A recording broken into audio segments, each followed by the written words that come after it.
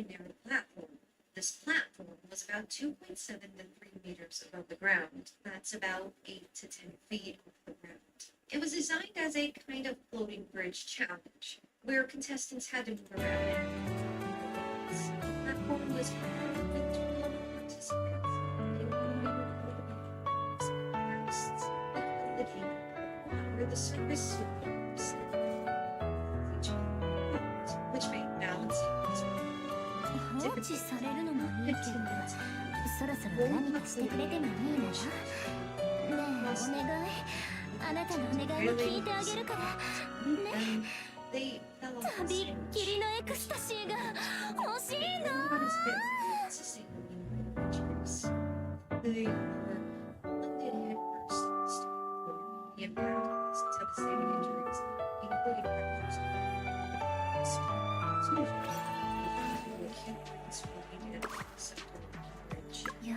危ない予感と死の気配。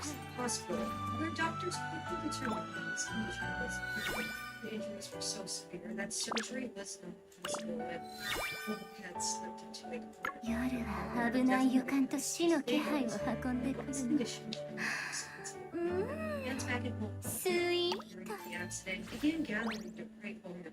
In desperation, Hope's family asked for the help of the traditional Chinese competition. For a moment, there seemed to be something improving. 6 days before the accident,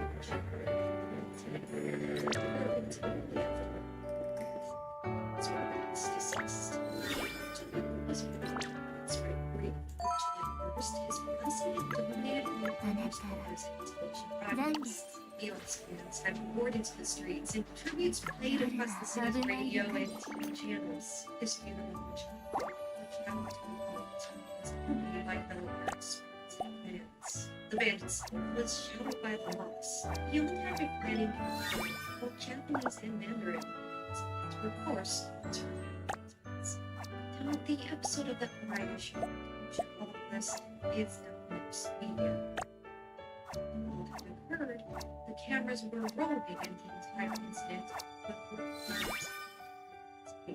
however, the show was live, and once the accident had occurred, Fuji canceled the episode. The network allegedly still has this footage in archive. They locked it away, and it's never been released to the public. Respectfully, his family and his fans has known that it is real because the studio have admitted that it was filmed, but nobody outside of Fuji television or the audience that witnessed it has ever seen it. This infamous remote piece of lost video will likely remain withheld and not released, which is of course the most appropriate and respectful action. If the topic of podcast incidents interests you, I do have a video dedicated to them. So feel free to check. And one of the most bizarre and double pieces of most Japanese media is the photograph of Keiko Iroi, a mysterious and chilling image that may have captured the final moments alive within the remote mountains of the picture. In the summer of 1972, 24-year-old Keiko, who worked at a gas station in Mississippi, traveled alone to Kiizumi Onsen, Kimura. Another younger brother had to cancel their plans vacation with her. She had checked into the Kimura Inn, a small traditional hot spring resort deep in the mountains. At the time, Kiizumi Onsen was a completely isolated retreat, far from major towns and highways, accessible only by narrow mountain roads. The region had been famous in the Meiji era, with a few hotels and villas catering visitors to the whole mountain in therapeutic waters. By the 1970s, however, many of the facilities were sparsely used, and remained one of the few inns still welcoming travelers. This rustic bathhouse typically provides a serene and secluded environment. It is the kind of place where a traveler can easily go walking the mountains for hours. The next day, people ate breakfast and asked the instant to take a picture of her before she stepped down the mountain. But instead of using the hotel's own accommodation, around 11 p.m., she was seen to spot on his ninja pond, about 800 meters from the inn. This is where she asked someone to take her photo in front of a nearby waterfall, known as Pongo Falls. About an hour later, a family driving away from the hot springs had spotted her walking alone along a narrow mountain road. They offered her a ride, but she politely declined.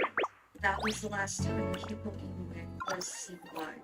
4 days later, father and a friend discovered her body inside an abandoned cabin near the construction site of what is now known as the Kirizumi River upstream dam. About 4 kilometers from the inn, she had been brutally wounded, approximately 24 times, though newspapers and later reports do provide different numbers.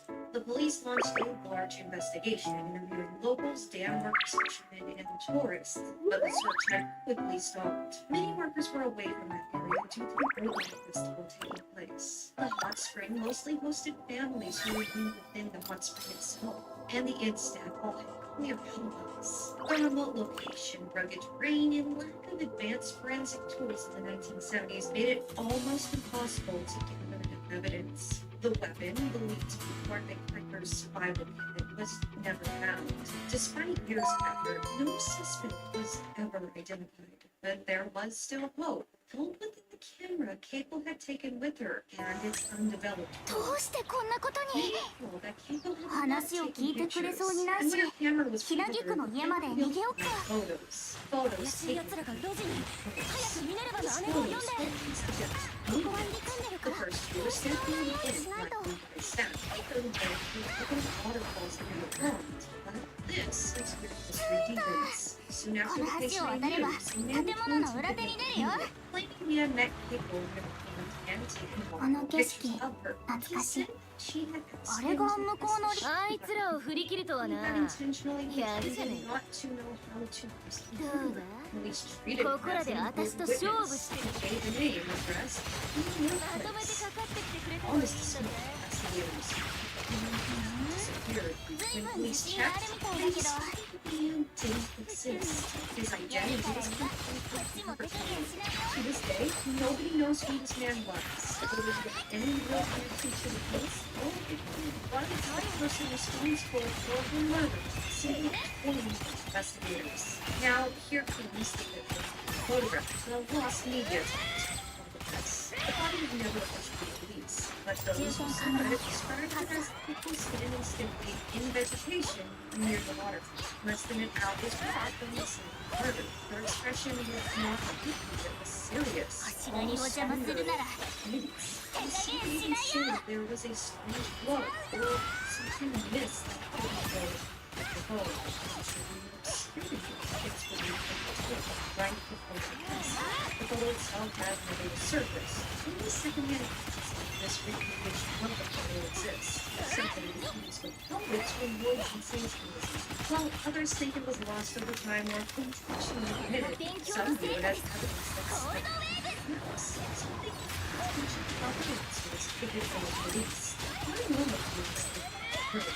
suggests both the photo was superior. By 1987, the extinction of limitations for this case had expired. To 15 years before the incident itself. But that expiration means nobody would be prosecuted for this murder.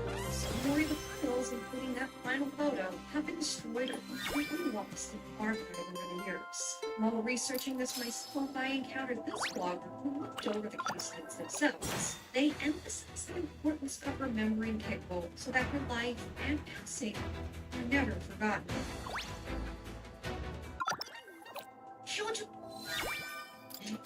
See, it's hot. คนสีสวยซีรีส์เซลฟี่สวยก็สวยซูมไกลสิพี่สวย Tsubaki, also known as Midori, is a disturbing and controversial Japanese manga by Suehiro Maru, first published in 1984. The story follows a young orphan girl named Midori who becomes involved with a traveling circus show, experiencing various forms of abuse and exploitation. The manga is known for its grotesque and surreal imagery, which has led to the classification of it as Ebuguro, which is erotic grotesque horror. Over the years, Shoujo Tsubaki has been adapted into different media formats, including a 1982 anime film directed by Hiroshi Hara. For its extreme content, was even banned in Japan at one point, but following and was released internationally. It's also an infamous do-not search topic. In addition to the film, there are reports of a stage play adaptation of Shoujo Tsubaki that became lost media, but details about its production and performances remain scarce. The search for this lost media officially began in 2023 when a fan named Sunflower Fields posted on Reddit and other forums asking for help. Forum users have shared various leads and theories regarding the stage play's existence and whereabouts since then. The discussion also touched on the possibility that the stage play was a limited run production, perhaps intended only for a niche audience, which could explain the lack of documentation and the difficulty. All the speculation and dedicated search efforts that concrete information was uncovered. Turns out there were at least two versions of the play, one from 2011 and another from 2012. The 2011 version is almost completely lost, with only a few photos, a wiki page, and a rare poster remaining. No CDs or DVDs from that year are currently available. An important source of information, rather very few sources of information, is a lost media wiki forum titled Shoujo Tsubaki Stage Play, and it delves into the search for information on this elusive adaptation. An LW forum user known as Jude the Dude mentions that a stage plays were reportedly performed at a theater in Tokyo, and stills from the show were discovered online. There are also reports that a recording of the stage play was rumored to have been sold from a specialty store in Japan. The biggest piece of info here, however, is that this poster apparently purchased a DVD copy of one of the stage performances, and the seller of this item had even more lost media, including a potential alternate clip of the anime film with added CGI scenes, and the recording of a public showing of the anime film. Is kind of a big deal. As Hiroshi Kaneda rarely agrees to show the film in public, and when he does, it has to be a big deal, accompanied by grandiose immersive visuals, performances, and performers and effects. Footage of these shows is extremely rare. It does exist online in the form of home video recordings, but there's not very much of it. This is yet another lost media topic. All that aside, here's a quote from this thread regarding the seller. Here's a search. It's a process.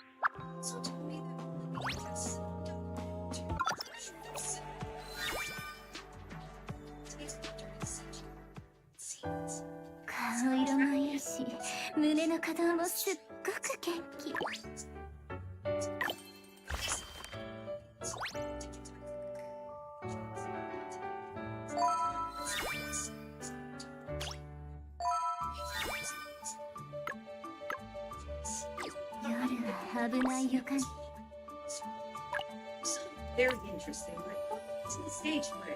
The 2012 version has survived much better. Fans have found a full 17-track album, as well as a DVD, trailers, individual clips, and performance photos. These are available through sites like YouTube, SoundCloud, Amazon Japan, and HMV Japan. It was in 2024 that Reddit user Mindfield Forest helped locate a full recording of the 2012 stage play, accompanying much of the collection. Currently, most of the 2012 media has been collected, though a few items to it can be seen. And on March 7th of 2025, Jude the Dude was able to upload the copy they had purchased onto the Internet Archive. Though, from what I've gathered from documents compiled by the search teams looking for these stage plays, the 2011 version does remain largely lost. Dave's File, or Damudo Faeru, is a Japanese horror anthology series made by Nagoya TV that aired in 2003. It features short horror stories connected to haunted spots and urban legends in the Tokai region. Over 3 seasons, it included 30 episodes. It used to air on Friday nights from around 11:25 to 11:55 p.m. One of the episodes, titled Memories of the Earth, never made it to TV. Nobody knows why. It is listed online as an unaired episode, and none of the video footage, photos, or official release data have ever been found or released, even though all the other episodes were released in 2004 and were available on streaming services. Memories of the Earth was included. According to a blog by the episode's director, Shinji Oyama, the episode was completed in April 2004 as part of a damn time special. A preview showing the date took place on May 13th of 2004 at the Imagined facility in Tokyo. Some people would have heard about the episode and worried it might not go on air because it had a lot of fake blood. Many thought it was perhaps too much for its standards. The episode was described as being more grotesque and gruesome than what was expected out of damn horror, despite already being a worse. Despite this, it is also known that the dying family close to Tokyo once Sora foundのthe味は格別だぜ This info was discovered through an agency profile for an actor who had been casted in this latest episode. This actor is named Tatsuya Tsurimi, and while they're not publicly known for any other roles, this information confirms at least one cast member for Memories of the Earth. After that preview at Imagica, there's no record of the episode ever being screened again or being mentioned by the official producers or the network. It is completely missing from all official sources, making it among the infamous phantom episodes of the Japanese internet. And despite the claims of violence and grotesque imagery, we really don't know for sure why it was shelved, as no official reason was given. A description of the possible storyline comes from film critic Yasuo Higuchi, who blogged about his impressions after the preview showing. He described a story set in a basement that had been destroyed by a major earthquake. A group of people, employees from a pharmaceutical company, are trapped down there. There's no way out. Their office was used by the company's environmental research department, and toxic waste leaked into the basement through the sewage system. He describes one of the women drinking the waste to survive. Aside from that, later in the episode, there is very loud background music composed by Hiroyuki Natsume, thought to be used to heighten the tension of the film. So maybe I'm a little brain rotted from my time researching some of this question, but this kind of sounds like that too. A lot of people trapped in a location with no way out, and the ending is so anyways, in short, Memories of the Earth is an episode of Damned File that was produced and even previewed once to a small audience. But after that, it disappeared. No recordings or stills of the episode exist online. Because no one outside that preview showing has seen it, and some researchers have no way to watch or verify its content. And many still to this day wonder what happened to it. Gerogeri Gegege is a Japanese noise and opera band began led by its frontman. The band is widely known for its provocative and confrontational performances, which combine harsh noise music with extreme and sometimes obscene visual elements.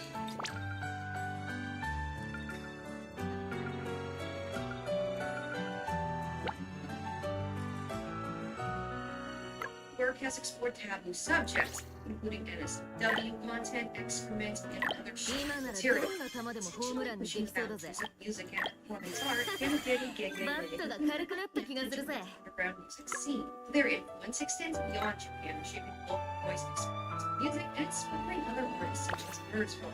Despite this fame, they were still very underground, and a significant portion of Gerogeri Gegege's early works is considered lost. Many of the band's releases were produced in extremely limited quantities, sometimes with Japanese name, at least according to rumors online by Japanese fans. Keep in mind there are a lot of outlandish rumors with this band goes, but we've done a lot of outlandish things and do people want to custom get to them and their works.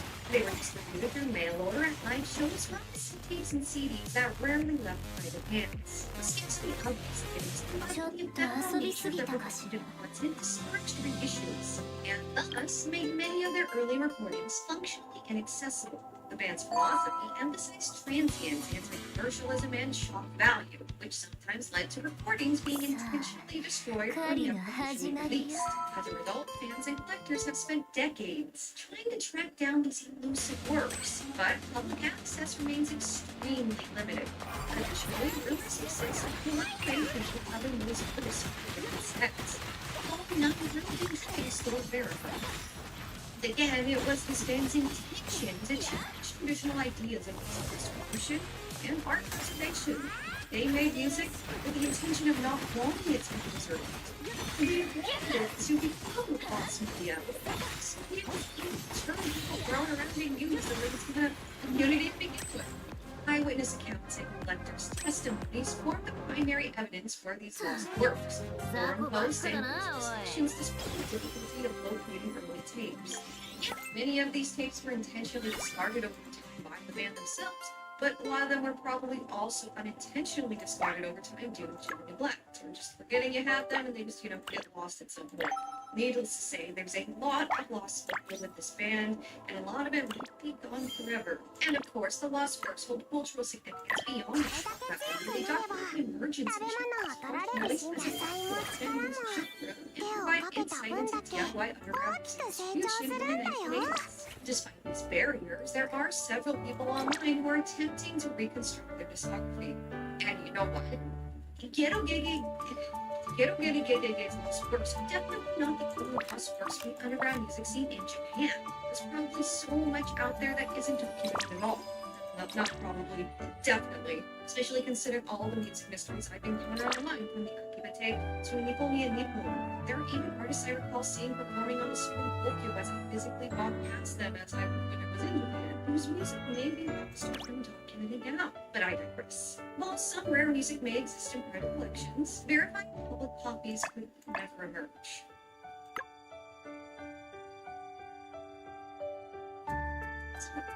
This one is a little bonus.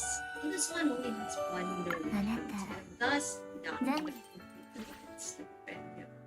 just the one post. It's an interesting topic nonetheless, and especially fascinating and real. And maybe me sharing this topic will get it to people who actually did see it at some point in time, and most of all looking to search it for. So in 2013, a Reddit user reportedly witnessed a disturbing anime advertisement on a free anime streaming website. The ad is not received since, and no evidence of its existence has ever been recovered. So it's a potential case of lost media, and its existence is permanent. According to the account, the advertisement featured a teenage or young adult male. Business.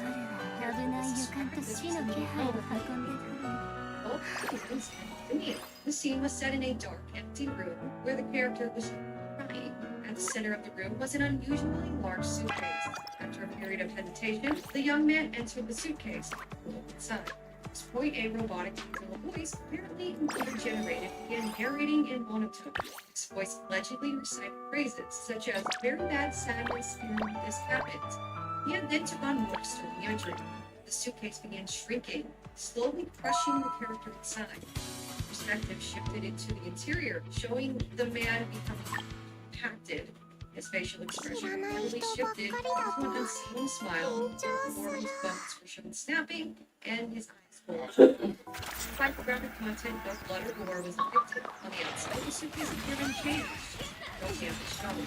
The enterprise was concluded with the screen fading to black, followed by the appearance of a website link. The Reddit user did not recall the exact URL, and thinks that would submit that could be used, and clicking it at the time did not lead to any personal conviction. Since the original post, several viewers have been proposed by the users seriously, not if it did take it seriously. And there were people attempting to identify the advertisement. Some have suggested that it may have been I believe that it may have been part of the Japanese public website campaign and doesn't the history of Muslim incidents. PSA is to raise awareness of social issues. Another possibility is that it's material for a independent project. None of these theories have been confirmed. In those screenshots, video accounts of the surface that OP themselves even acknowledge that it's outlandish. They say themselves. But I didn't find this on the deep web. I didn't have perfect memory, and I wasn't left with PTSD. This is a nod to the infamous Sanabashi, the original post on 4chan, had the person claiming to see anime on the deep web. This poster also apparently had a photographic memory and remembered every single detail of it, and was left traumatized after witnessing Sanabashi. Without concrete proof, some have questioned whether it might be a misremembered piece of media, a vivid dream, or them just trolling. However, the level of detail provided and the consistency of the description suggests that it may have indeed existed. Outside of OP and occasional other Redditors speculating or recalling similar memories, no one else has said, "Oh, hey, I've seen this too," or added any additional information on it. So take it with a grain of salt. And if it exists, it's one heck of a book. Anyone ever recall seeing it and anything like this? Let me know in the comments. So So this video, so the editing portion of this video was put together in 2 days. I mean, you may be wondering because I put this video on social media. Working on it. It's because something somebody else editing phase of this video. Long story short, I had planned to have this video ended at the beginning of this month. 雑魚ばっかだなおい Only got 6 minutes of the video done in the deadline that I had said was in place was the 25th, or 20th, or 25th, 20th. That being the earliest, 25th being the latest. They only had 6 minutes of the video done in that time. And they actually 私にも claimed まだ it was 伸びしろがあったのね So it put me in a really bad position. I was giving this video, I was working on I'm working on a Y2K this video for Y2K, and Lost Media video was being edited and research. Translated all the websites to Japanese. But yeah, just and I ended up this video together. It was 2 days. So is that it? The edits look a little quick and simple and not up to par for like my recent content. So that's why. So I wanted to make sure the video was out as soon as possible. So here it is. And look forward to the Y2K video. まとめてかかってきな And working on my YouTuber debut, which you've seen too. I didn't watch for not for his but finishing a big documentary himself and helping me with this video and more editing. Which thank you to him. This video was very good. All this footage. Anyway, a huge thank you to Chelsea Cook, housekeeper, Mono, Benny's father, Big Rose, Covenant of Cheryl Bow, Buddy Fisher, Squidger, Eccentric Artist, Joshua Faye, Marcelo Leal, Nobody Was Found, Nick Steppenmore, Graham Morrell, Andrew Washington, Jeff Stead, Night Tripper, William Baker, Javier Araujo, Jimmy Oliver, Zan, Pistol Getty, Justin Hockey, Monty Pla, Lisa Josina, Mugen, Hero R, Rachel J, Vanessa, Ragnar Strong, Grace, Slaughter Lipstick, Anna Timberjack, Erin Nightclop, Connor McLaughlin, Jordan May, Chelsea Stephen Bride, Creepy Leany, Gina Britton, Lucille Brown, Big Pen, Layla Bloom, Little Queen Ruchu, Pixie, Hannah, Dolge, Jeremiah BLR, 322-322-322, Rhoda Morasso, OL, Lohan, Sydney, Kozaya Roca, 50, Kadasiza, Eggs, C Chameleon, Digital Dub, Shida Bashi, Blackjack Awareness, and Andrew J. Reese, Margot Bill, Christopher Valencia, Lady Pascal Tag, Andrew LaPena, Matt's House, Airfire, Brent Edition, Soko, and Michelle. Thank you so much. So much since I've instructed this kind of state of video out. 危ない予感と死の気配 Also, Julie Hart for being going through Lost Japanese media, disturbing Lost Japanese media. Actually, next weekend. I made a notice that this video was 30 minutes long. It's gonna survive since so expectやってみるな next weekend. Look forward to that. Anyway, bye for now. 任務開始 Like, we're all maybe just go to sleep. But bye for now.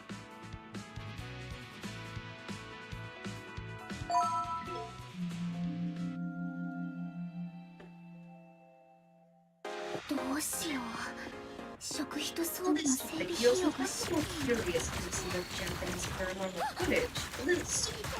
This new video. The Lost Media surrounding it. At first glance, this video appears to be nothing more than an amateur trick. The boy jumps in front of the camera and then disappears.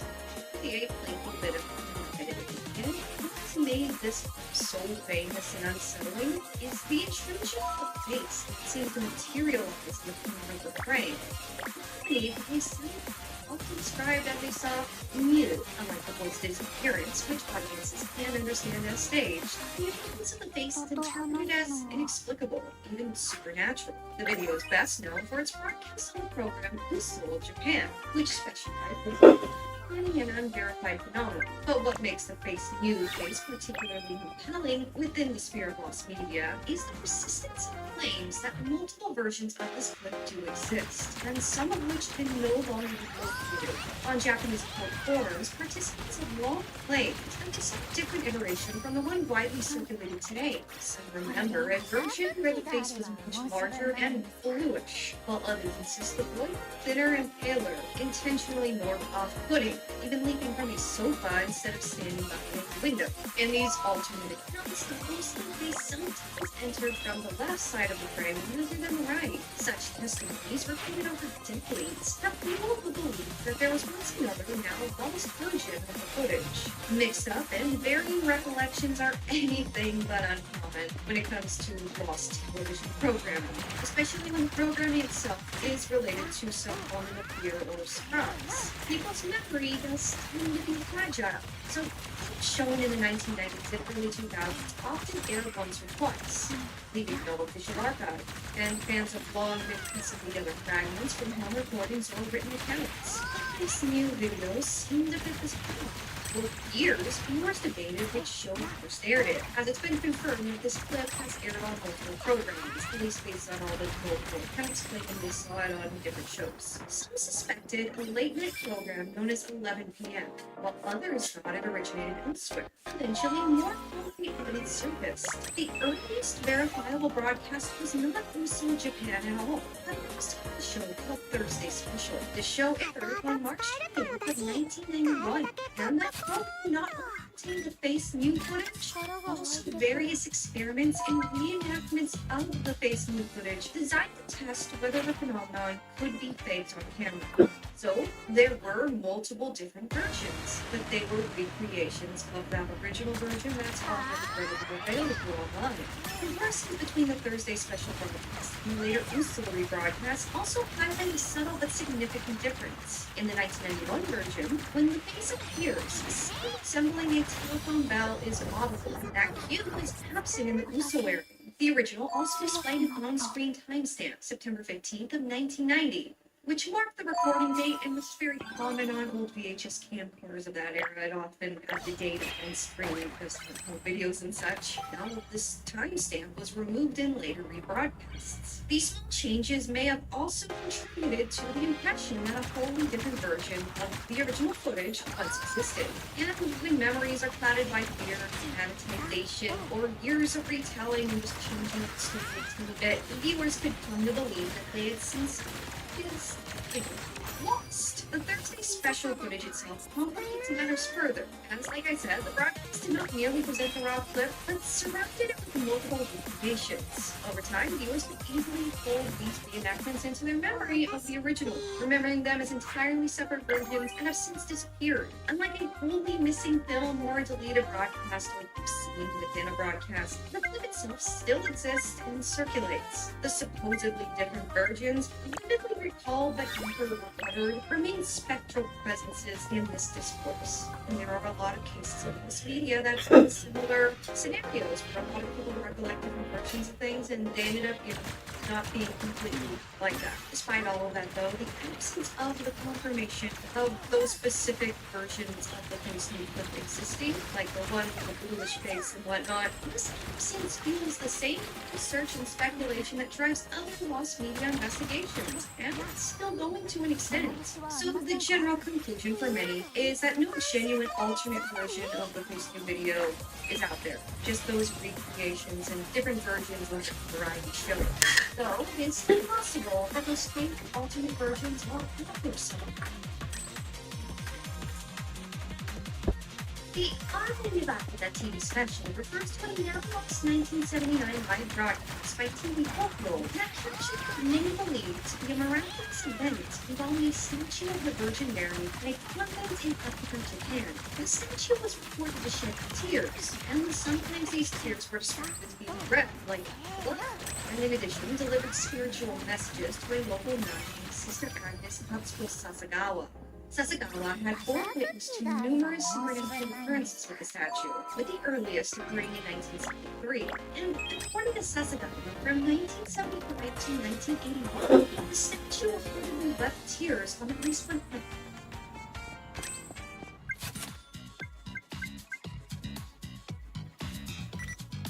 私強くなった。ご飯のことなら私に任せて。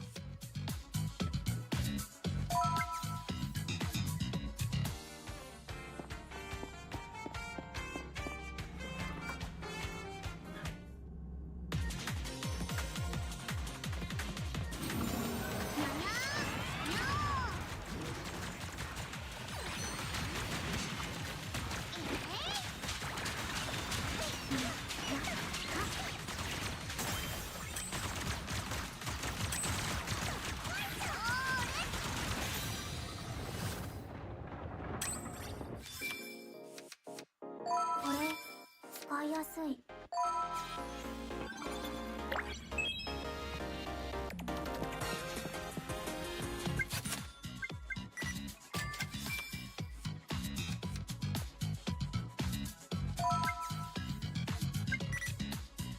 バタークッキーがあれば申し分ないんですが。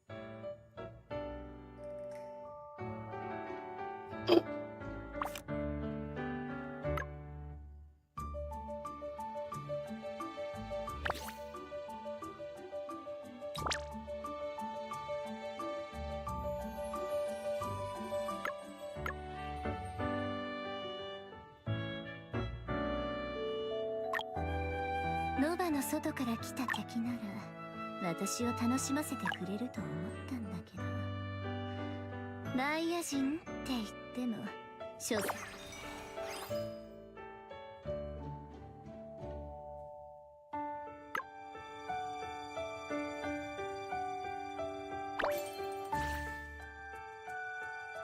夜は危ない予感と死の気配を運んでくるの。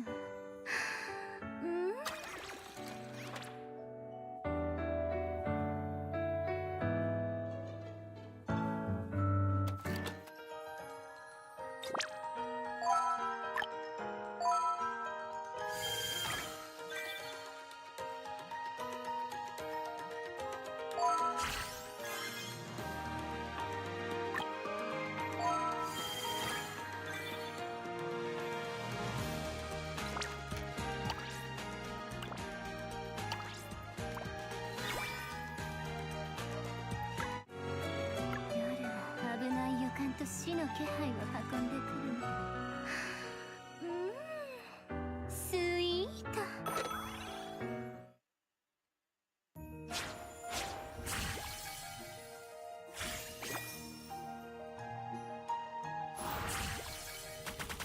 夜は危ない予感と死の気配を運んでくるの。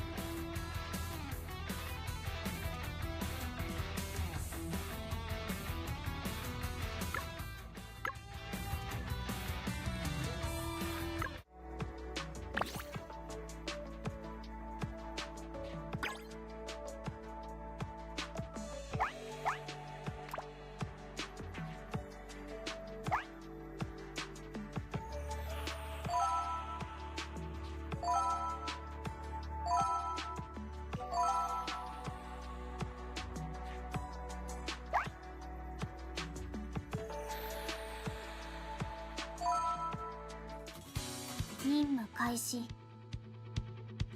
生け捕り？やってみるわ。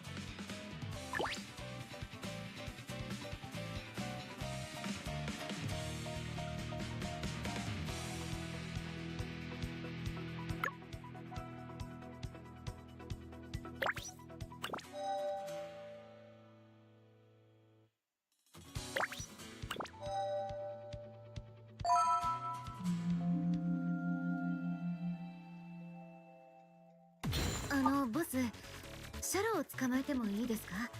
実は今モデルが必要で。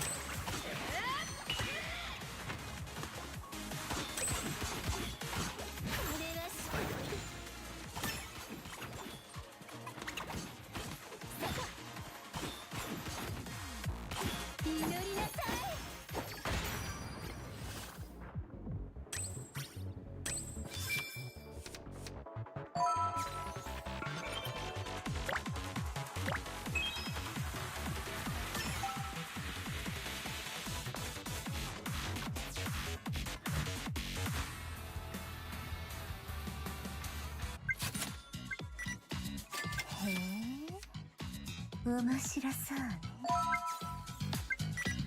我慢した分だけスイートな気持ちが待ってるの。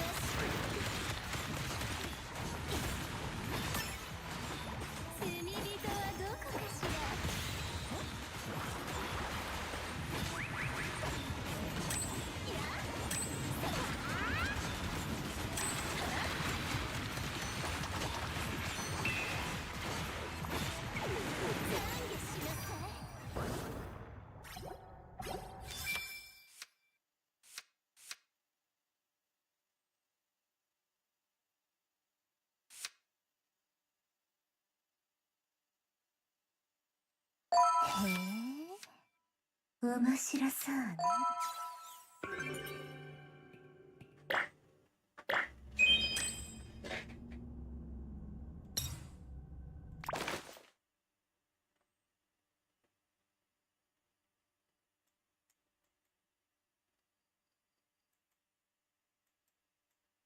ไม่ออกสักอัน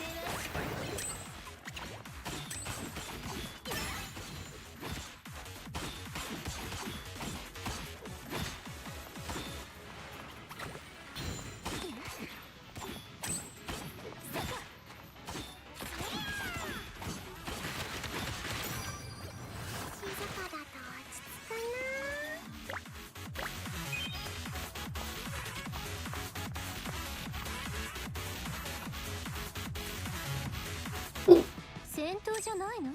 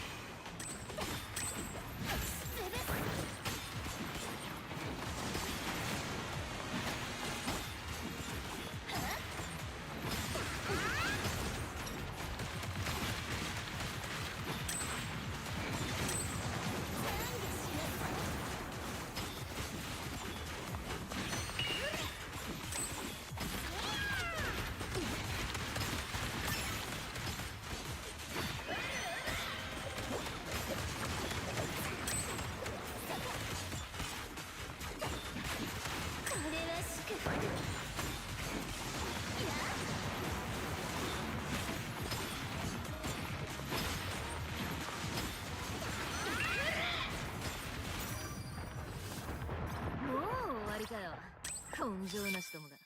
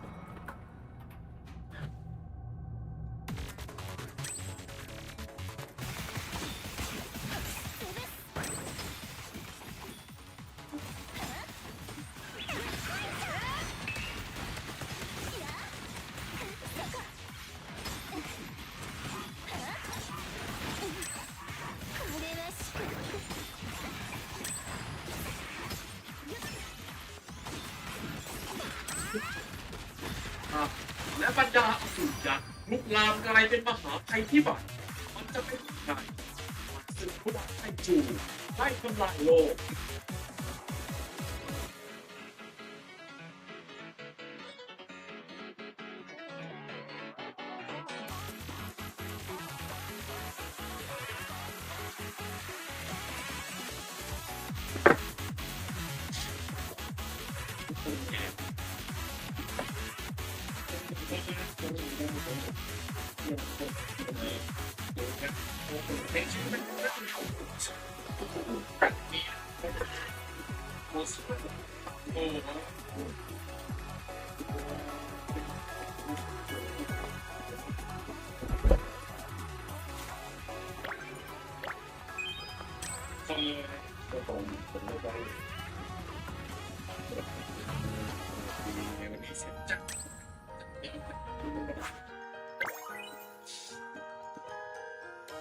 เขาติ้งแบบไหน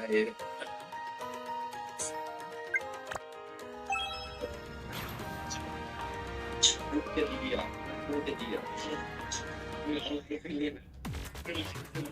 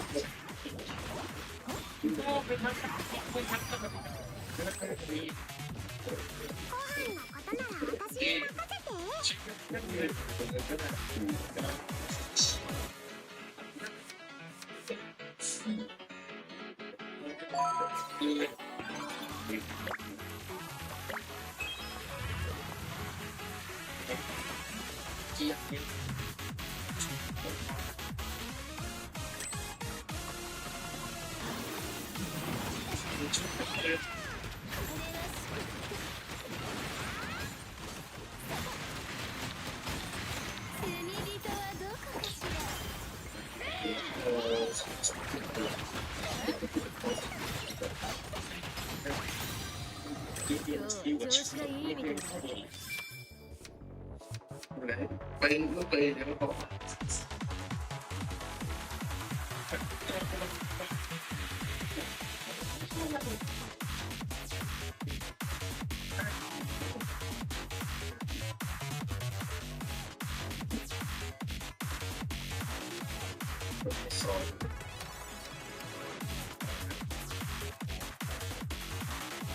心配すんなって。私が面倒を見てやるからさ。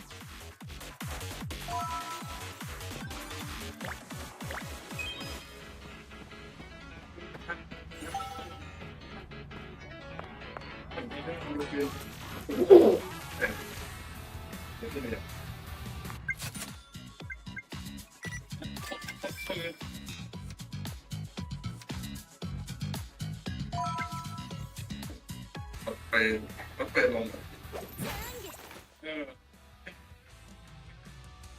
แม่ก็มาเหลือเดี๋ยวมันจะดีวะ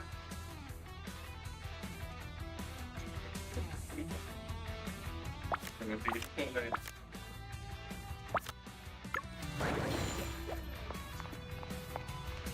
เ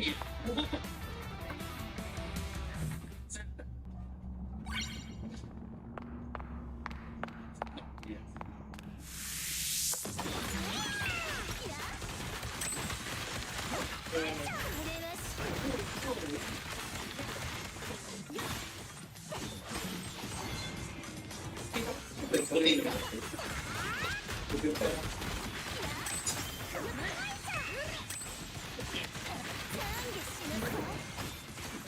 เฮ้ย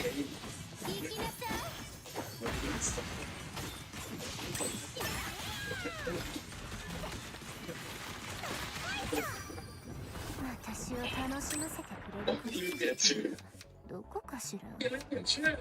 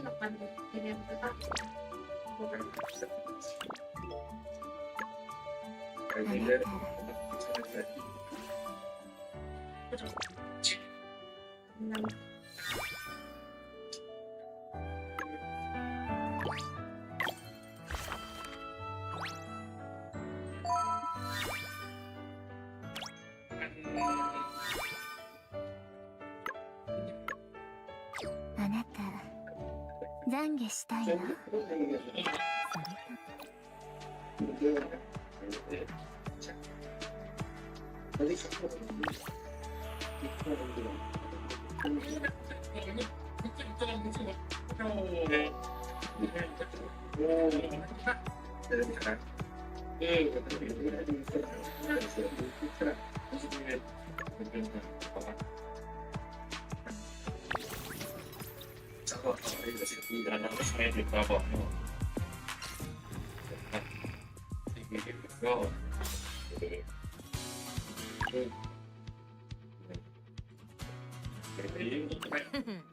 まとめてかかってきな。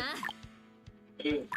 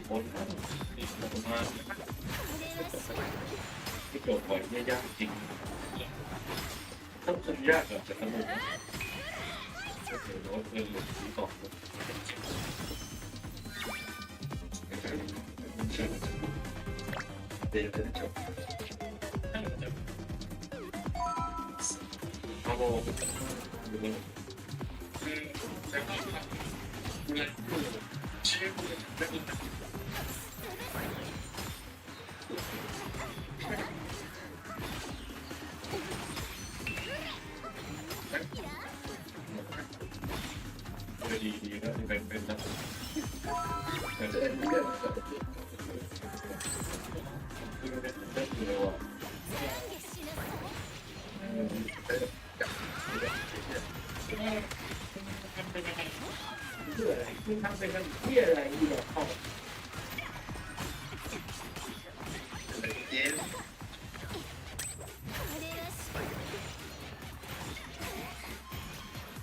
เดี๋ยวป้าเฮ้ยไปชนเดี๋ยวป้าเดี๋ยวป้า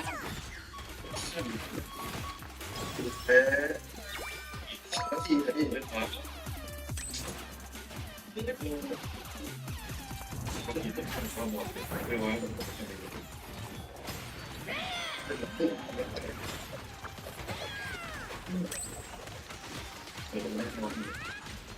ตัวไม่อยู่ดีเพราะเอาไปยังอยู่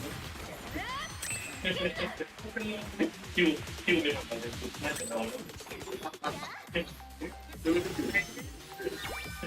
ดูที่สุดเลยอะไรวะ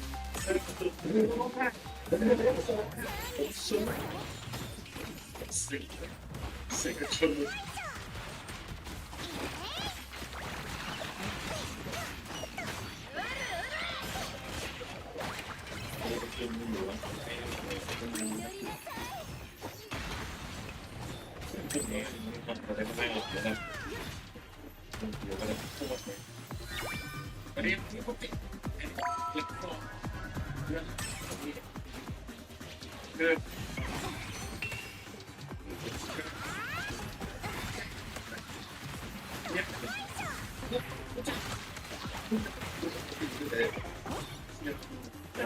ก็ไม่มีที่ไหนอย่างเงี้ยนะที่ไหน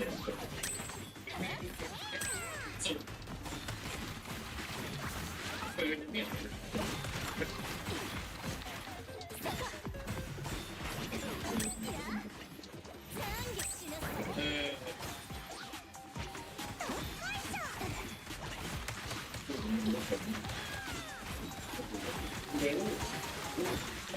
ช่วงนี้จะ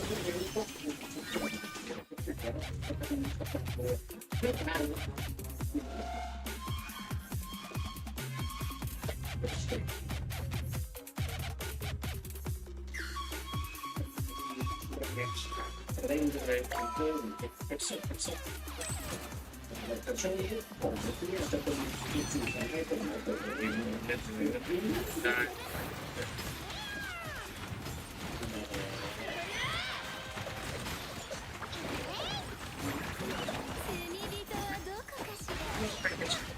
そこはもう大きいのかเลย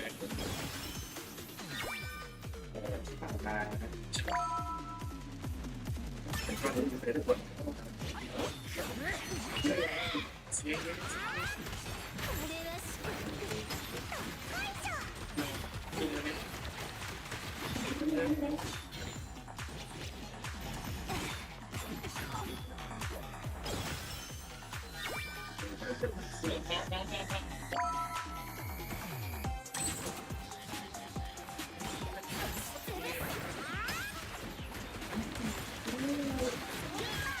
มีน้องมาเลย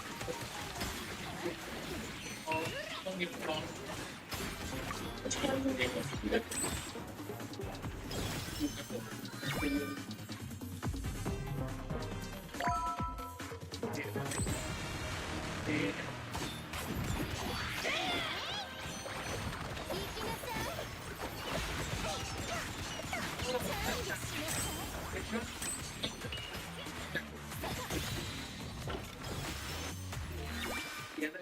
ตื่นเต้น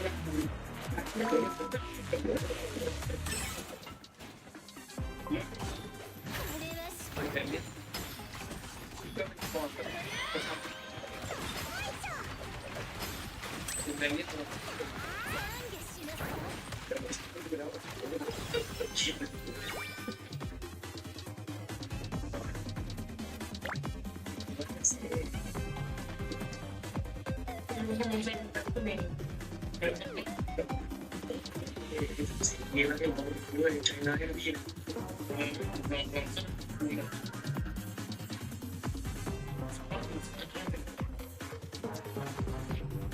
เปิดที่ดู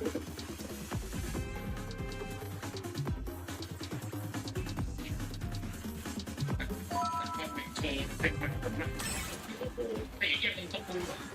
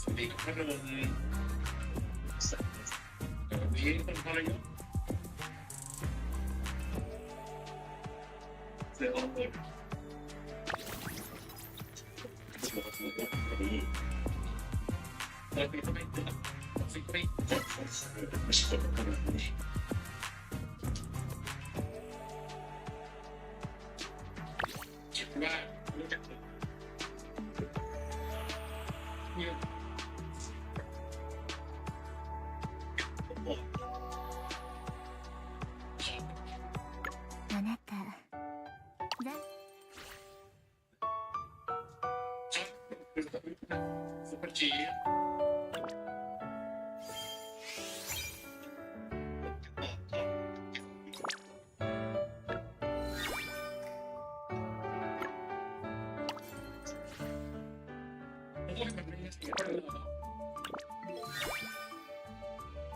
夜は危な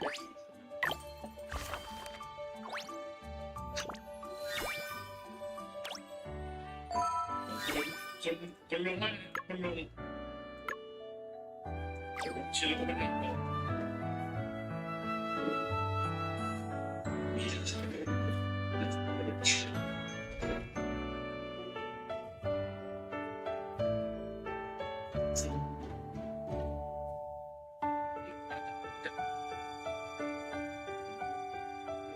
そうやって放置して私のリアクションを楽しもうってわけね。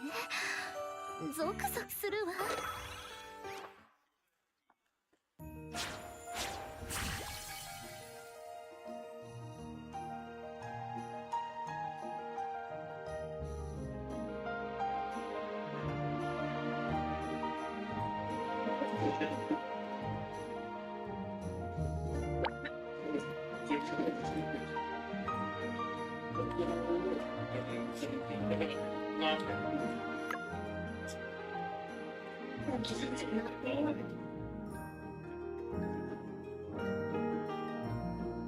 夜は危ない予感と死の気配を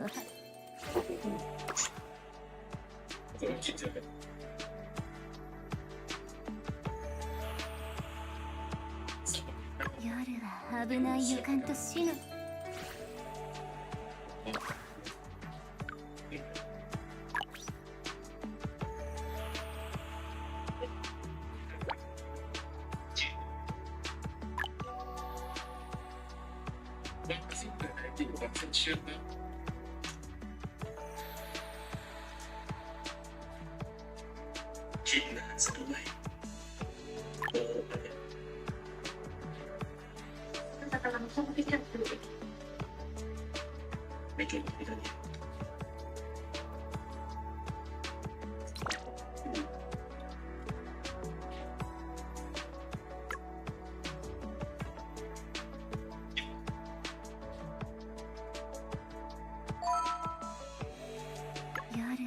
危ない予感と死の気配を運んでくるの。スイート。